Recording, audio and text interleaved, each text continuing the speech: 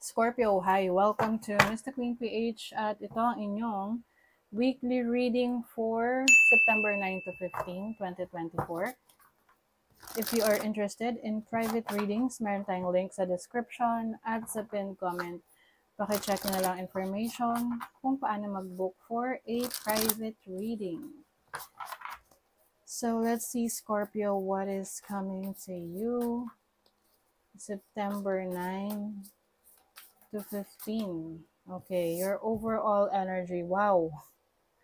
Scorpio, what's going on? So someone here is disappointed, heartbroken, maaring you experience separation sa isang situation. Can be a disappointment sa trabaho mo or sa isang plano na hindi natuloy. Iba naman, maaring meron taong nag-expect ka na aayusin ang pagtrato sa'yo pero hindi pala. Okay, so let's see your possible challenge. The Page of Pentacles. So this can be related to money, no? Or sa business or sa trabaho na maaring nag-expect ka sa isang trabaho na ito yung makukuha mo na compensation or ito yung makikita mong environment pero hindi pala, no? So it's not, parang it's below your expectations. Kaya you feel disappointed. Or in a relationship, pwedeng merong person na merong responsibility sa'yo na mag-support sa'yo financially pero hindi niya pala kayang panindigan. Let's say meron kayong anak tapos hindi niya kayang supportahan. Your opportunity is judgment. So meron kang opportunity na baguhin ang iyong sitwasyon. Judgment is knowing what is good for you and what is not. Yung alam mo kung ano yung makakabuti sa'yo, alam mo kung ano yung hindi. At kung ano yung hindi nakakabuti sa'yo, yun yung palalayain mo, yun yung ile-let go mo. Okay, so you have the opportunity to choose which path, anong path yung tatahakin mo. Yung iba talaga, nagkakaroon rin ng transformation, major change in your situation. Dahil base na rin sa mga na-experience ninyo at na-realize nyo na, ayoko na pala nito or ito pala yung gusto ko. So yung ayaw mo, ila-let go mo at yung gusto mo, you will let it stay with you. Your blessing, bumawi sa blessing nyo, Scorpio. Ten of Pentacles, you will be blessed with abundance, resources, no? Mas, kumbaga kung ano yung pangangailangan mo will be given to you, will be provided to you. So, kailangan dyan talaga is you are open sa mga opportunities na dumarating sa'yo. Kasi minsan yung iba, andyan na yung opportunity, pero natatakot. Oo. Kasi sometimes you become parang pessimistic, no? Pero hindi mo akalain, yung palang opportunity na yon, yung pala yung babago sa buhay mo. If you only allow it to come into your life. Yung iba sa inyo, when it comes to your family's resources, pwedeng meron kang unexpected na blessing from, monetary blessings from your family. Like, for example, binigyan ka ng pera ng parents mo or meron kang property na minana from your family, from your parents. Let's see, money, career, finances. King of Wands. Yung iba magbi-business kayo. Oo, I see a business partnership or collaboration with others. The devil, nako.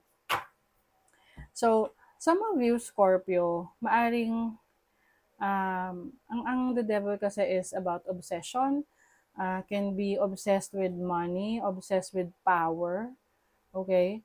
That's why you also have to be careful sa mga mga makakasama mo, no, sa trabaho, sa business, especially sa business, kasi maaring you might push yourself to the limit, no? Yung tipong dahil sa kakaisip mo ng maraming income, lalo kang napahamak, no?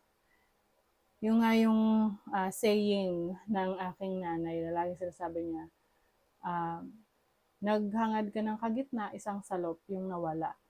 So sometimes in dealing with our finances, our income, kung ano lang muna yung kaya, and still nandun yung values mo pagdating sa finances, na wala kang matatapakang ibang tao, or pagdating rin sa pagtatrabaho, wag rin masyadong sinusubsob mo yung sarili mo sa trabaho na wala ka ng oras para sa sarili mo para magpahinga.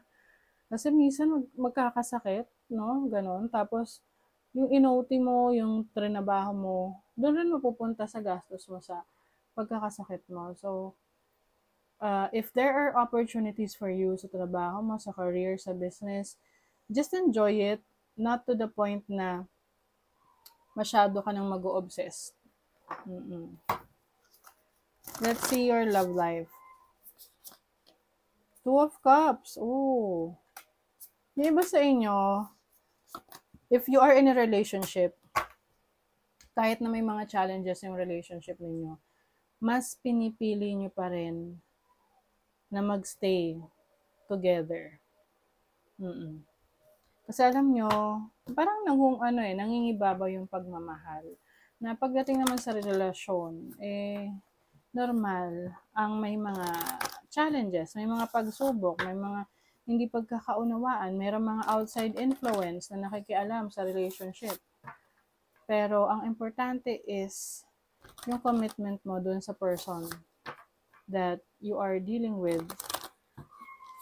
At the end of the day, tatanungin mo yung sarili mo na masaya ka ba sa taong to? Gusto mo ba siyang makasama pa moving forward? Kung ang sagot ay yes, then ipaglaban mo. Ipaglaban mo hanggang sa dulo ng mundo. Okay, may tension. Square, semi-square. Semi-square. Masyadong mga jargons to. But, yeah, I think ito yung isa rin sa disappointment na sinasabi ko sa inyo kanina, na may nag-clash, may conflict with someone. Pwedeng may nagawa siya na hindi mo gusto. Can be sa trabaho or person that is close to you.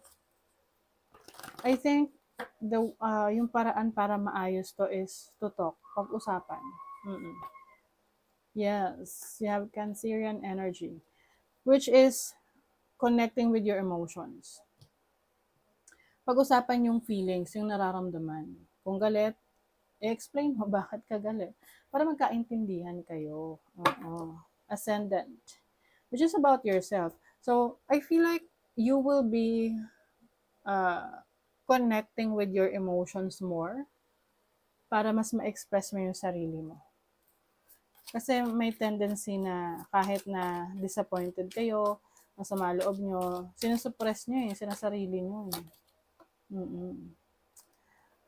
Yes, I think itong paying attention to the details, may kinalaman to sa trabaho, career, or business na papasukin nyo. Yes, you have to protect yourself from the danger or issue na pwede mong kaharapin. And also, itong tools is about being practical. Marami kang abilities, kakayanan na pwede mo pang pagyamanin, pwede mo pang paunlarin. Some of you, maaring mahilig kayo sa mga tools. Like, kompleto kayo ng mga tools. Meron kayong toolbox. But I feel like you're someone who is para siyang jack of all trades, na marami kang abilities, kakayanan, na pwede kang pumili dyan ng magkakaroon ka talaga ng focus or attention. Kasi I feel like ito yung magbibigay sa'yo ng abundance, ng blessings, ng success. Needs. Do you need more time to yourself? A break from thinking too much? O ayun na. A kind encounter with a friend. Your needs matter and it's time to honor them. Yes. Identifying your needs, yun yung isa sa importante. Dapat alam mo kung ano yung gusto mo. And then, paano mo maibibigay yon sa sarili mo. You have to work on that. Okay? So that is your reading, Scorpio. Thank you so much. Bye.